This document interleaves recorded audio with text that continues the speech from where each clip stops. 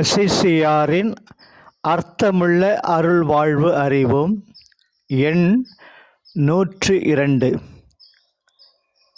வழங்குபவர் அருள்முனைவர் ஆசோசைராஜா, Franciscan Capuchin. நாள் 10/4/2024 புதன்.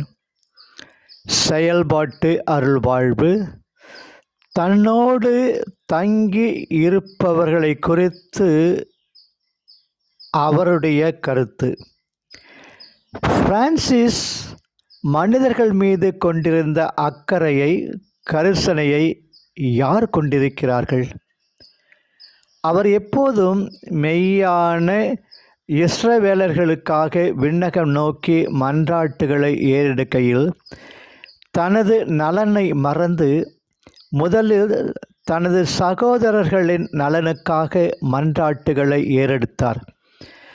தங்கு தடையின்றி தாராளமாக கொடைகளை தரும்படி தனது பிள்ளைகளுக்காகவும் மாமன்னராம் கடவுளின் பாதங்களில் சரணடைந்து ஆவியின் பலியை செலுத்தினார். தன் பின்னால் தொடரும்படி தனக்கு கிடைத்த சிறு மந்தை இவ்வுலகை துறந்த பின் விண்ணக வாழ்வையும் இழந்துவிடுமோ என்று கனிவிரக்கமும் அன்பும் கலந்தவராக அவர் அஞ்சினார்.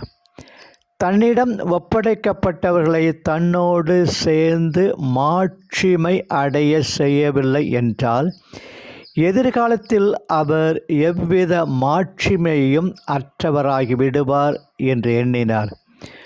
ஒரு தாய் படும் பேறுகால வேதனையை விட அதிக வேதனையுற்று ஆவிக்குள்ளாக அவர்களை அவர் பெற்றெடுத்தார்.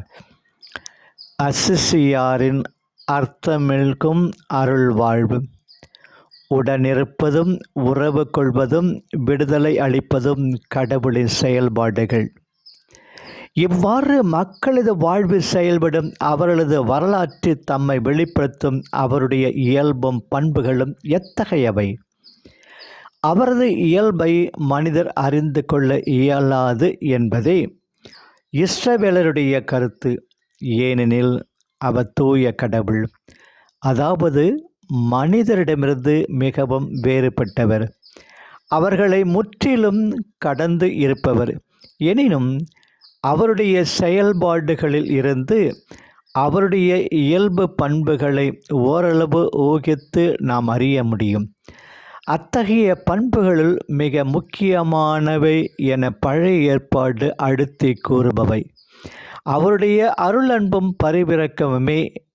ஆண்டவர் இரக்கமும் பரிவும் உள்ள இறைவன், சினங்கொள்ள தயங்குபவர், பேரன்பு மிக்கவர், நம்பிக்கைக்குரியவர், 1000 தலைமுறைக்கும் பேரன்பு செய்பவர். இறைவன் அன்பும் இரக்கமும் மிக்கவர் என்பது பழைய ஏற்பாட்டின் எல்லா நூல்களிலுமே பாவோடு நிற்கும் கருத்து. இதை மிக அருமையாக சித்தரிப்பவர் இறைவாக்கினர் ஓசேயா. இஸ்ரேல் மக்கள் மீது இறைவன் கொண்டுள்ள மாறாத அன்பை புலப்படுத்த அவர் திருமண உருவகத்தை கையாள்கிறார். முடிவில்லா காலத்திற்கும் உன்னோடு நான் மன ஒப்பந்தம் செய்து கொள்வேன். நேர்மையிலும் நீதியிலும் பேரன்பிலும் மாறாத அன்புடன் உன்னோடு மன ஒப்பந்தம் செய்து கொள்வேன். இறைவனின் நிலையான நிறைவான அன்பை தாயின் அன்புக்கு ஒப்பிட்டு பேசுகிறார் எசாயா. பால் குடிக்கும் தன் மகவை தாய் மறப்பாளோ? கருத்தாங்கினவள் தன் பிள்ளை மீது இரக்கம் காட்டாதிருப்பாரோ? இவர்கள் மறந்துவிடினும் நான் உன்னை மறக்க மாட்டேன். எந்த சூழ்நிலையிலும் இறைவனின் அன்பு குன்றாது குறையாது நின்று நிலைக்கும் எனவும் எசாயா இறைவாக்கு உரைக்கிறார். மலைகள் நிலை சாயினும் குன்றுகள் இடம்பெயரினும் உன்மீது நான் கொண்ட பேரன்போ நிலை சாயாது. மாறாத இறை அன்பின் மிக சிறந்த வெளிப்பாடு அவரது மன்னிப்பு. கணவனின் அன்பை மறந்துவிட்ட வேசி போல் இஸ்ராயேல் சமூகம் இறை அன்பை மறுத்து பல முறை பாவம் செய்கிறது.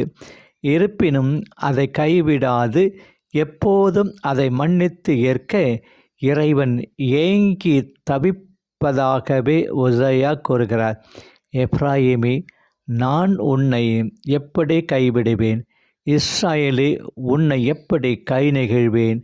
என் இரக்கம் பொங்கி வழிகின்றது என்ற அடிப்படையில்தான் தன்னோடு இருப்பவர்களை பிரான்சிஸ் கருத்தி அவர்களுக்காக ஜெபிப்பதும் அவர்களுக்காக நல்வழி காட்டுவதும் அவரது முகாமையான வேலையாக பணியாக இருந்தது.